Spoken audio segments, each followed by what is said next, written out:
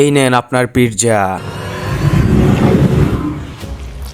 ভালোই তো, আমার ম্যাজিকটা কাজে লেগেছে। ঠিক করে পিৎজাকে ছোট করে নিলাম। এ ওয়াইটার এদিকে আসো। জি স্যার বলুন। আরে তুমি দেখো, আমার পিৎজাটা মাত্র এক স্লাইস দিয়েছো। আমি তো তোমাকে বলেছিলাম ফুল স্লাইস দাও। আরে আরে, এটা তো ওই লোক যে ম্যাজিক করে চুটকি মেরে চলে যায়, খেয়ে বিল দেয় না, তো উচিত শিক্ষা দিব। আচ্ছা স্যার দাঁড়ান, আমি এখনই আপনাকে ফুল স্লাইস দিতেছি, একটু অপেক্ষা করুন। আরে আরে, আমার ম্যাজিক তো সব জায়গায় কাজে লাগতেছে। স্যার স্যার, ওই দিন যে লোকটা আমাদের পিৎজাকে টাকা নিয়ে দিয়ে চলে গেছিল, সে আজকে আবার এসেছে এবং সে ম্যাজিক করে পিৎজাকে ছোট করে নিয়েছে। আরে আরে দাঁড়াও, আমি এখনই যাচ্ছি। আরে না স্যার, আপনি অপেক্ষা করুন, আমরা দুইজন একসাথে যাব।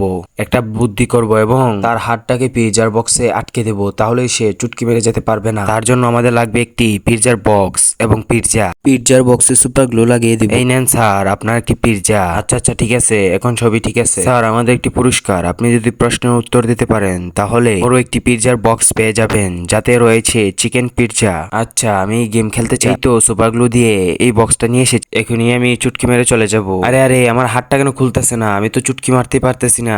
আরে আমার বুদ্ধি কি কাজে লাগলো না? ধর ওকে ধর, আজকে এমন পিটা দেবো শালাকে। আরে আরে, পিৎজার বক্স থেকে আমার হাত কোনোভাবেই ছুটতেছে না, এখন তো আমি ধরা খেয়ে গেলাম। বন্ধুরা একটি লাইক সাবস্ক্রাইব করে দিও।